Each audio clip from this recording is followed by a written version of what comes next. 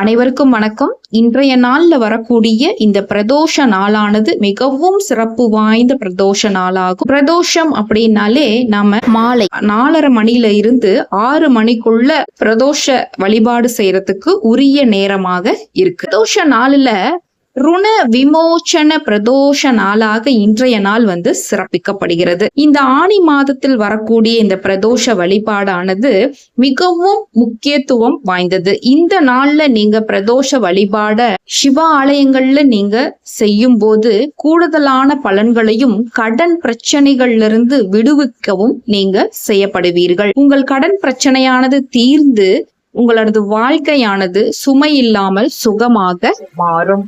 இன்றைய பிரதோஷமானது செவ்வாய்க்கிழமை நாளில் வரதுனால செவ்வாய் பகவானுக்கு இந்த நாள் உகந்த நாளாகவும் செவ்வாய் பகவானை மகிழ்விக்கும் நாளாகவும் இருப்பதால் செவ்வாய் பகவானுக்கும் சிறப்பு பூஜைகள் செய்து வழிபாடு செய்வது நன்மைகளை பெற்று தரும். பிரதோஷ நாளில சிவபெருமானுக்கு இளநீரால, பன்னீரால, தேனால, தயிரால, கூடவே விபூதி, சந்தனம் இவற்றால் அபிஷேகம் செய்து வில்வத்தாலும் தாமரை மலராலும் மல்லிகை செவ்வந்தி மலர்களால அர்ச்சனை செய்து தூப ஆராதனைகள் எல்லாம் காட்டி அபிஷேகம் செய்து அதற்கு முன்னாடி நந்திய பெருமானுக்கும் வில்வத்தால அர்ச்சனை செய்து அவருக்கும் அபிஷேக ஆராதனைகள் எல்லாம் செய்து பிறகு பெருமானை நந்திய பெருமானின் கொம்புகளுக்கு இடையே தரிசிப்பது அப்படிங்கிறது பிரதோஷ நாள்ல செய்ய வேண்டிய வழிபாடாகும். அவ்வாறு செய்யறதுனால நமக்கு கடன் பிரச்சனைகள் எல்லாம் நீங்கி இன்றைய நாளில ருண விமோச்சன பிரதோஷ வழிபாடாக செய்து உங்கள் கடன் பிரச்சனையிலிருந்து விடுபட பெருமான வேண்டி அருள் பெறுங்கள்.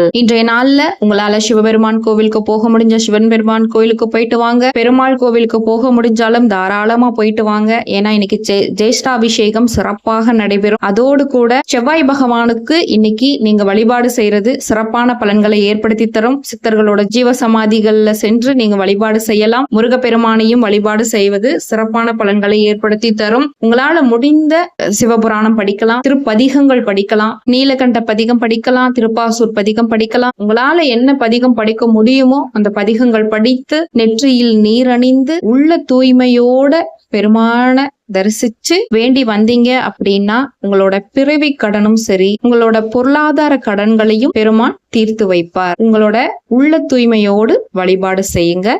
நன்றி, வணக்கம்.